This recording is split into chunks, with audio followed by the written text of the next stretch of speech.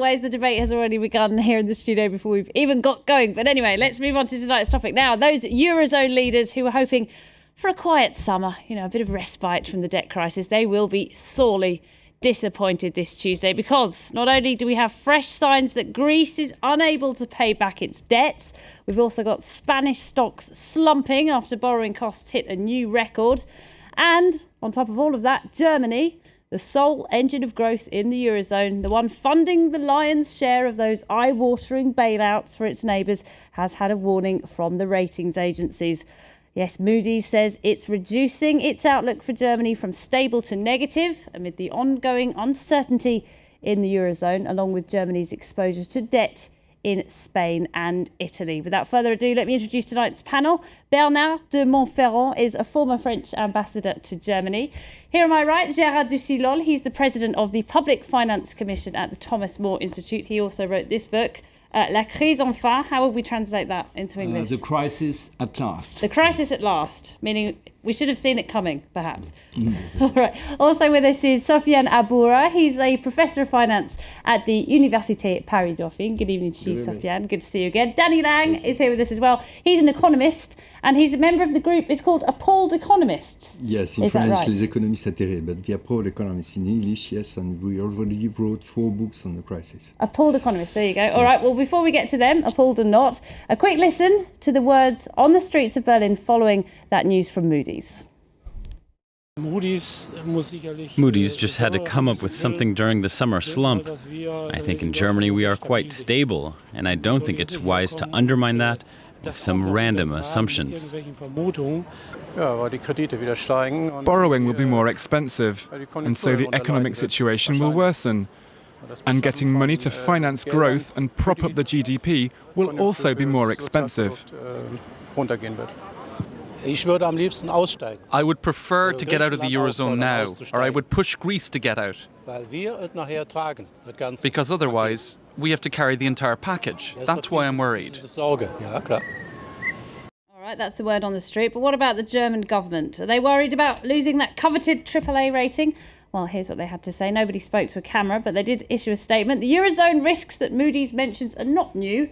The very sound state of Germany's own economy and public finances remains unchanged.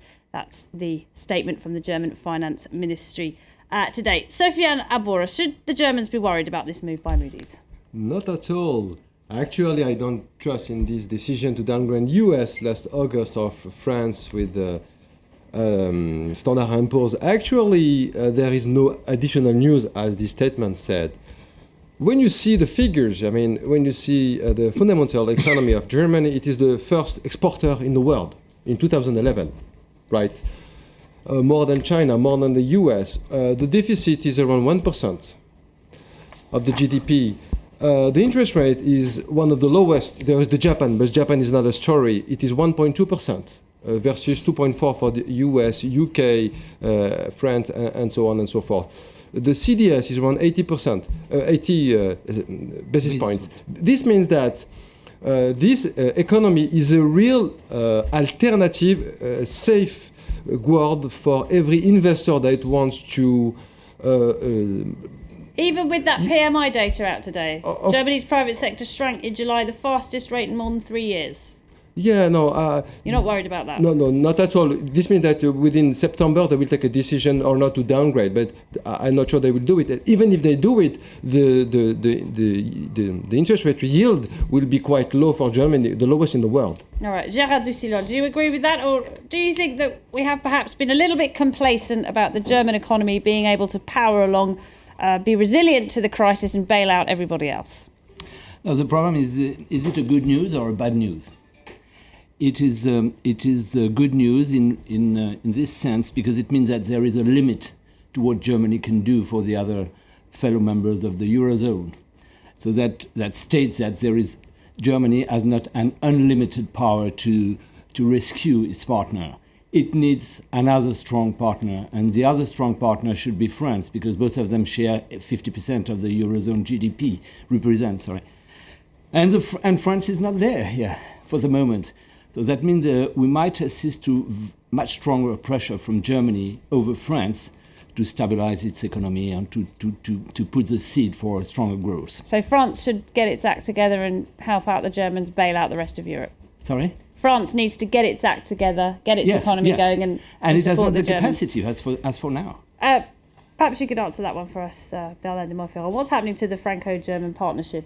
Is Germany taking more than its fair share of the burden?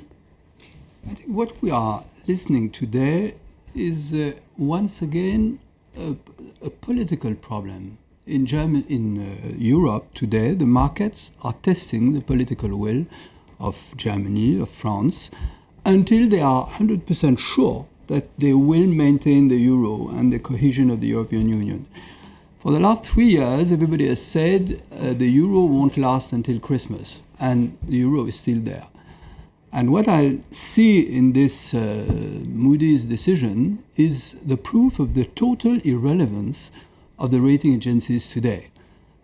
Not only because there's nothing new under the sun with this, but they have said nothing.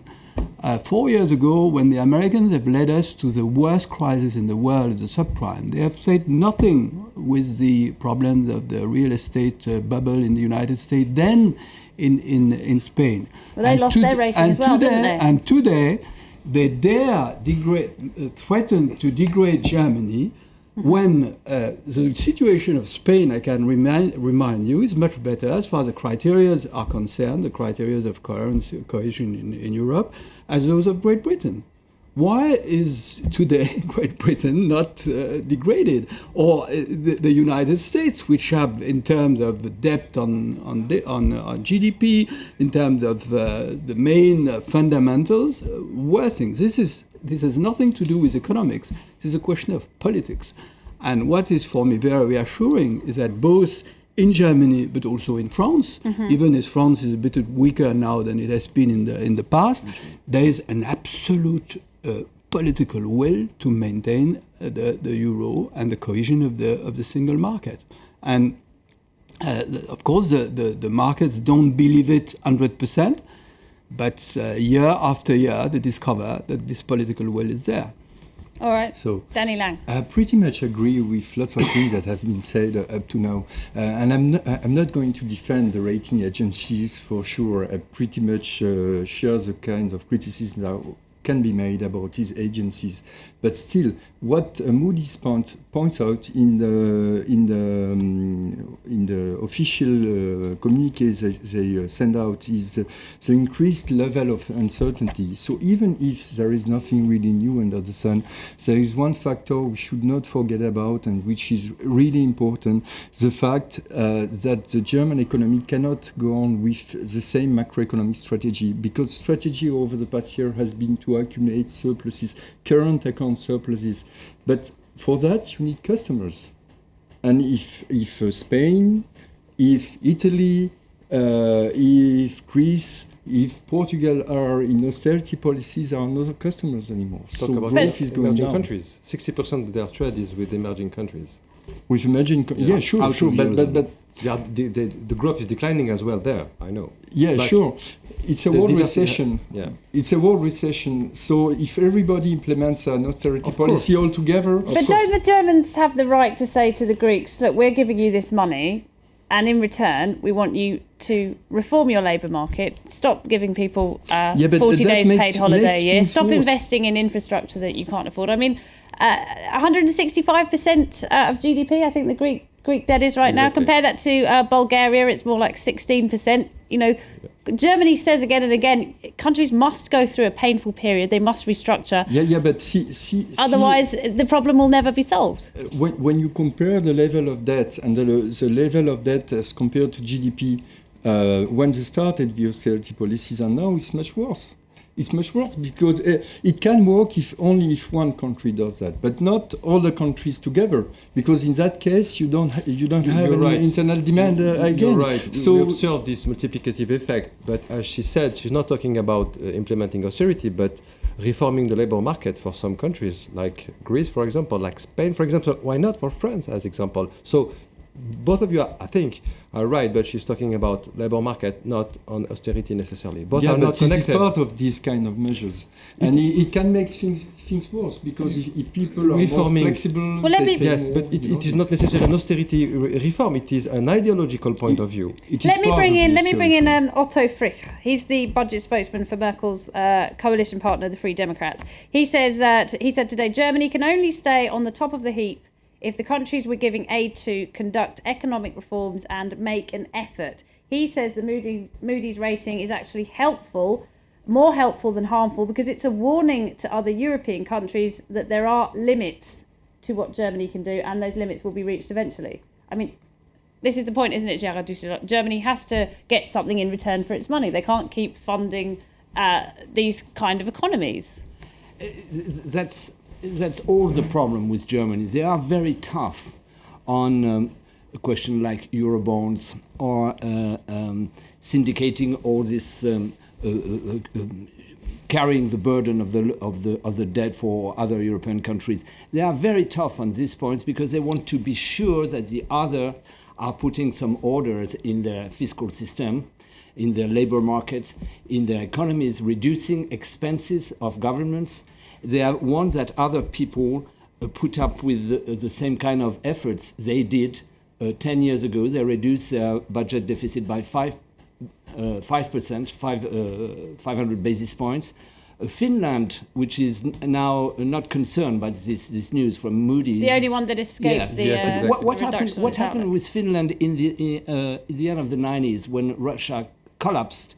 24% of the economy of Finland collapsed too, because it was their share of they were exporting to Russia. And what Finland did, they made huge effort to restructure their economy. And the Finnish people say,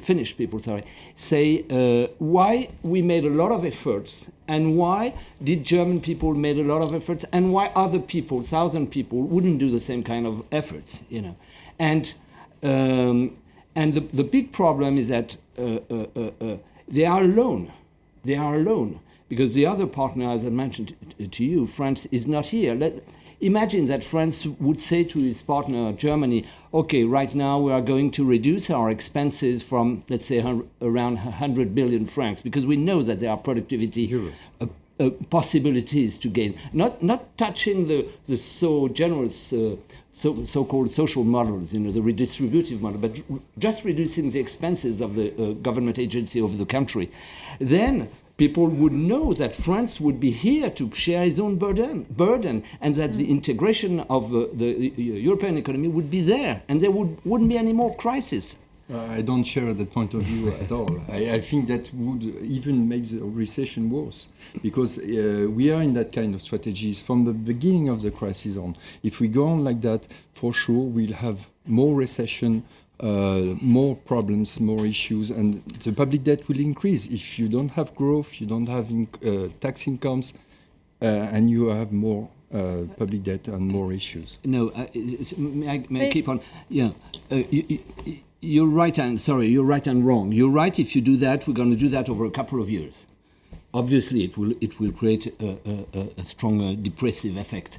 But if you do that, let's say we are going to do that, and we are going to do that over a period of 3 to 5 years, quietly. Then you put a downward pressure on the economy, which is substantially lower. And you have to keep in mind that French corporations pays in taxes and social benefits 7%, 150 billion more than their German counterparts. Right, and the French Prime Minister did recently say, Jean-Marc Ayrault, he did say that has to be addressed. That has to be addressed, but that that means 7% of GDP, it means 150 billion. That means if you want to be competitive with German companies, you've got to reduce this tax burden. You've got to reduce this tax burden, and the way to reduce it is to reduce all the money that is thrown away in our government organization. You know. How can these countries become more competitive in the long term? I think is the point. I don't think that's the main point today. It's not a point about competitiveness. It's not. We are really competitive. France is really competitive in terms of productivity. Yes, I have an explanation for that. And because yes, I don't share that point of view. Yes. Yes. What is the meaning the general meaning of what we have heard about this downgrading. It is, after all, the market are always right because they send signals, and if there is a signal which is to be heard, that is too much deficit ruins growth. And may I remember a friend that less public expenditure, it's not recession, it's better growth. I mean, it means that it's less money put on collective expenditures and more money for production. It's more money for the people to spend instead of the state taking the money.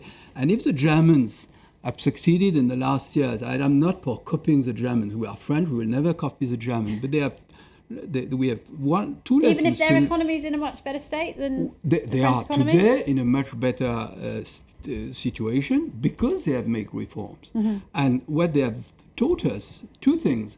When you make reforms, it pays in 2.5 years. Yeah. And then, second, you can make reforms without breaking the social solidarity. And today, a public expenditure is not the situation. If public expenditure was a solution, then we have the highest level in Europe of public expenditure, and we have one of the lowest potential growth rate in Europe. We have one of the worst level of employment. So the key is not at all public expenditure. It's diminishing public expenditure to give more money to production, more money for employment, more money for the consumption. I've heard that kind of point of view, but I don't share that at all. We are not in an ordinary situation here. We are in a worst crisis. We are not in a deflationary situation at all. We are in an inflationary situation, and we are in a situation where you have an enormous amount of liquidity in Europe. Don't compare with the 1930s. This is something which has nothing to do. Crisis in the problem is that we are indebted up to here, putting money on the wrong place instead of investing. And that's the question. So, Danny Lang, what is the way forward then? If it's not reducing public expenditure, what is the way out of this crisis? Just lay out for us your for us, vision it is clear. One thing that should be really done in the short term is to put an end to this debt crisis. And one way to do that is to do what the Americans do, what the Japanese do, what the English also do, is that the central bank acts as a lender of last resort on the public debt. We cannot go on like that. One of the issues is not the size of the debt as per se, but the interest rate we pay today. See 7% for Spain on 10 years bonds. That's 7.5%, yeah. More than 7%. So for Germany, it's still 1.2 or something like that. But right. So the way forward, first of all, we need to put an end to this crisis, and the second thing is to put an end to austerity. Danny Lang, hold that thought. We're going to talk a bit more about that in a moment. We have to take a short break. Do stay with us. The second part of the debate coming right up.